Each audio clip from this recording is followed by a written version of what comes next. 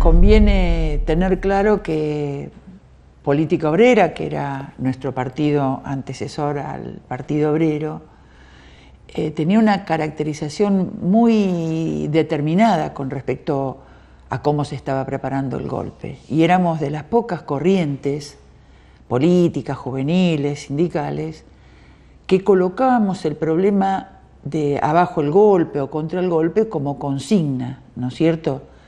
Porque nosotros caracterizábamos que efectivamente había un golpe en preparación, porque partíamos de un análisis simple. A una situación revolucionaria se le presentan dos alternativas. Se sigue desenvolviendo el cuadro revolucionario, la clase obrera evoluciona hacia la toma del poder, o triunfa la contrarrevolución. Nosotros, yo en esa época tenía 23 años, 22, éramos educados en ese sentido. Esto es un problema de quién gana en el tiempo de la organización.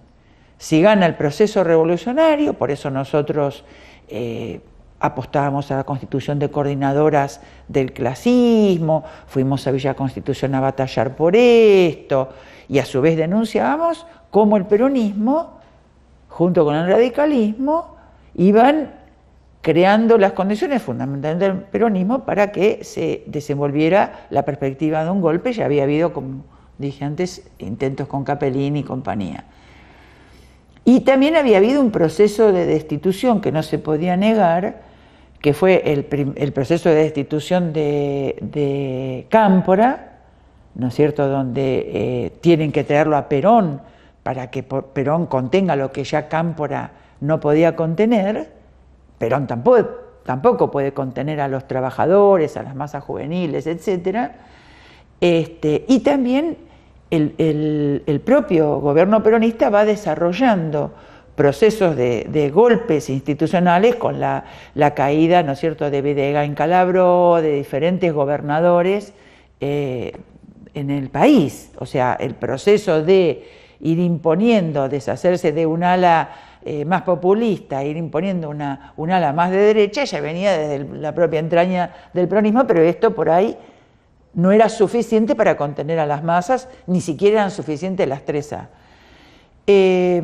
Yo en esa época militaba en docente, yo entré a trabajar como docente en el 71 y más desenvoltamente en el 72, y la resolución que tomó el partido era que ingresáramos a una agrupación que se llamaba ATEM, que era una agrupación que lideraba Mari Sánchez, Cecilia Martínez, que hoy es dirigente de SUTEBA provincial, que era de Morón.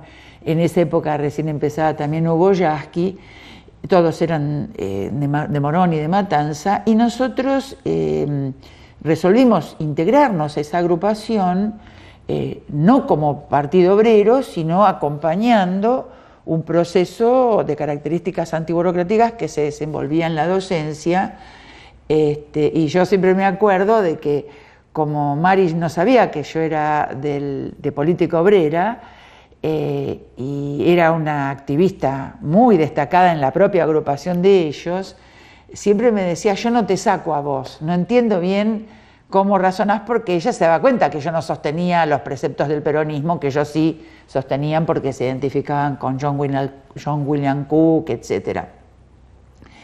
Y fuimos desenvolviendo ese proceso, que era un proceso muy vivo, de asambleas, de luchas en las escuelas, de enfrentamiento de una reforma educativa que también parecida a la que hoy nos rige, que se había iniciado en el año 71 y 72. Bueno, en ese proceso se constituye CETERA en el año 73.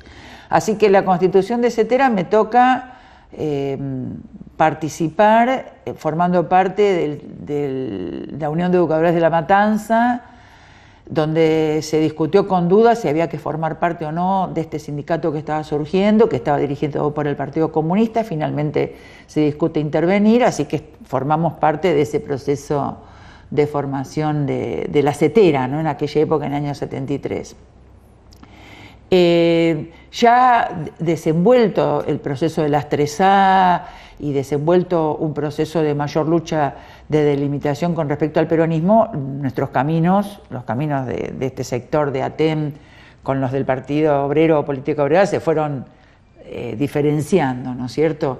Obviamente ellos siguieron con su agrupación y nosotros pasamos a organizarnos como docentes vinculados a Política Obrera, ya con una postura cada vez más de choque con el gobierno peronista, ¿no es cierto?, ante el cual todo este sector tenía posiciones sumamente vacilantes y que sin duda fueron parte, muchos de estos compañeros, víctimas de las 3A, por un lado, y luego el ensañamiento del golpe, ¿no es cierto? Muchos de estos compañeros que siguieron suscribiendo las ideas peronistas, que no se delimitaron, que no entendieron lo que se estaba preparando y que al no delimitarse y no organizarse en forma independiente, en un punto terminaron permitiendo que el golpe se desenvolviera, ¿no es cierto? Porque no tuvieron una preparación contra el golpe. Cuando nosotros como partido fuimos a discutir la necesidad de armar una coordinadora en Villa Constitución, sectores de montoneros y de otros sectores, déjense de romper las bolas con la coordinadora, nos cantaban. Y no querían esa unión de la clase obrera con diferentes formas de pensamiento, pero alrededor de una idea de independencia y de prepararnos para un golpe que se venía. No sé si soy clara en lo que digo. Entonces, en ese proceso, bueno, nuestros caminos se fueron separando y nosotros pasamos a librar una batalla desembosada contra el régimen peronista, contra sus intenciones, contra las 3A y contra el golpe que se estaba preparando. Incluso en estos periodos se forma el bloque de los 8 con varios de los partidos y el bloque de los 9 donde se integra el PST, que es la antesala de lo que después fue el MAS, ¿no es cierto? Y nosotros criticamos muy duramente esta cuestión porque era aliarse con partidos de la burguesía que estaban encubriendo que había un golpe en preparación y un ataque brutal a la clase obrera.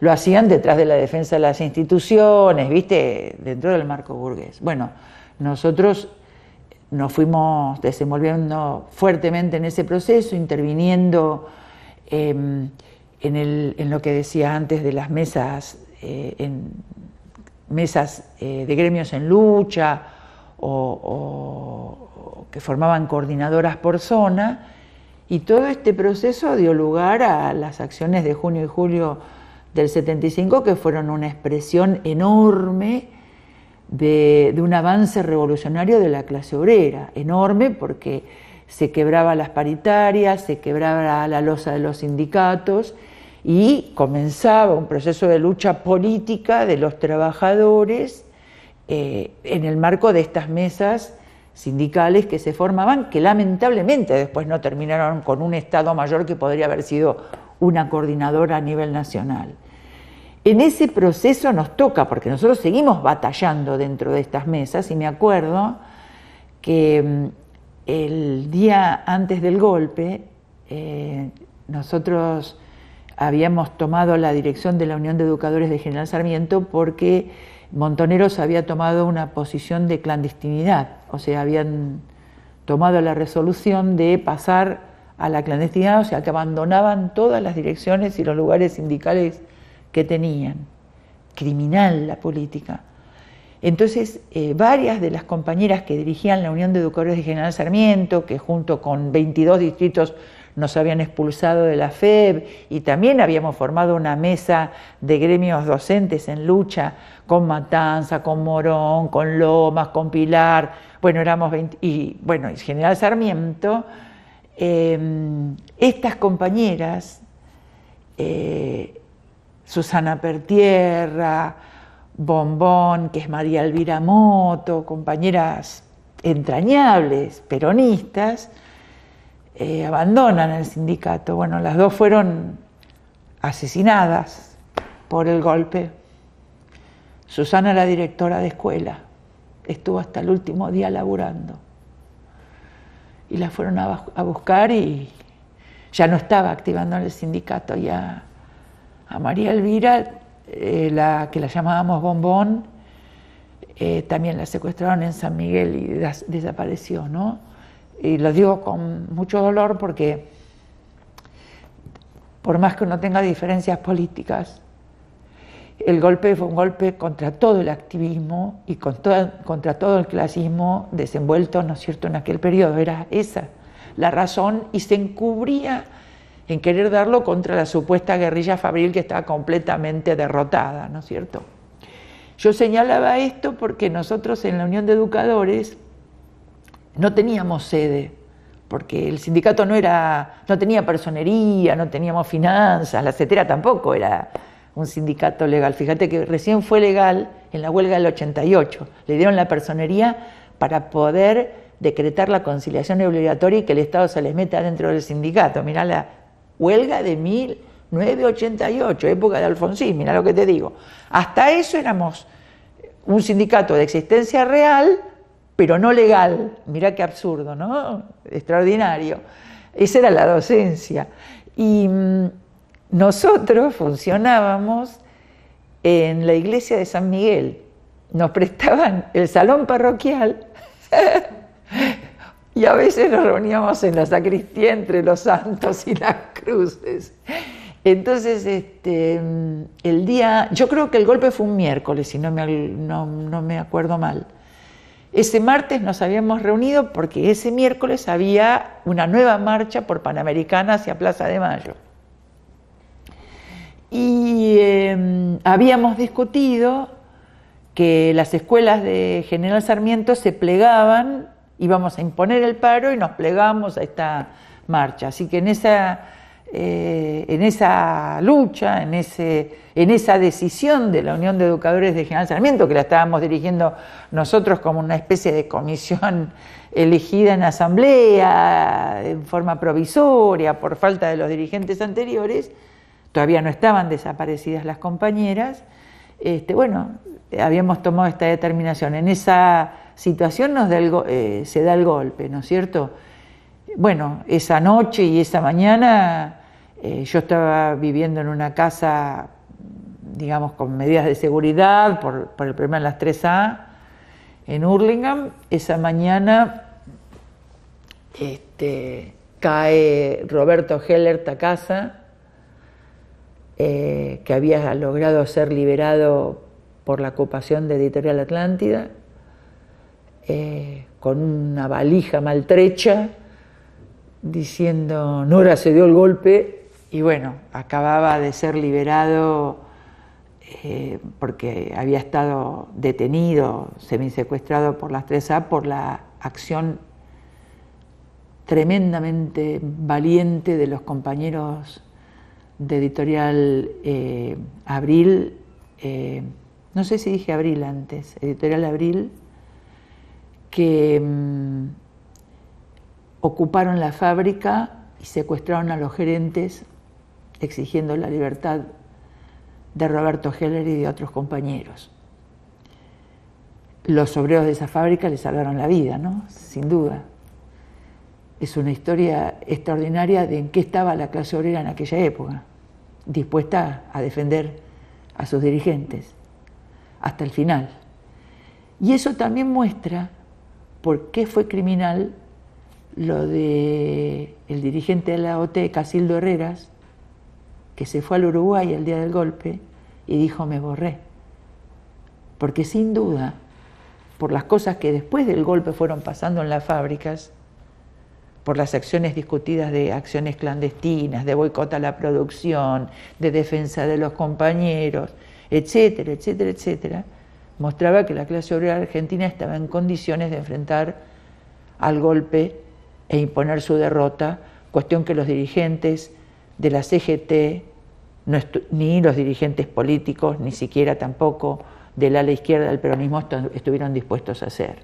Otra vez, en nombre de no derramar sangre, se entregó a la clase obrera y se entregó la sangre de los trabajadores, ¿no es cierto? Así que bueno, esto es la circunstancia del golpe. Después a mí me tocó ir a reemplazar a los compañeros, a Néstor Pitrola, a Silvia Morín, que estaban en Córdoba.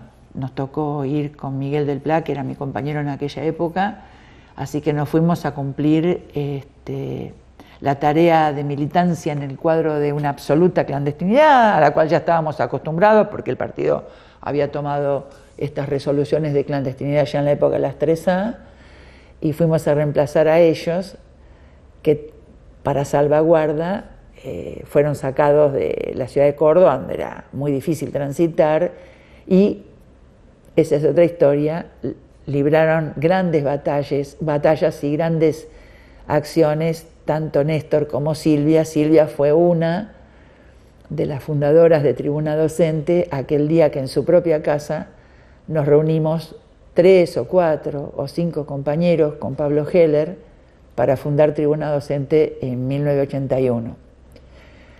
Así que a mí me tocó reemplazarlos a ellos.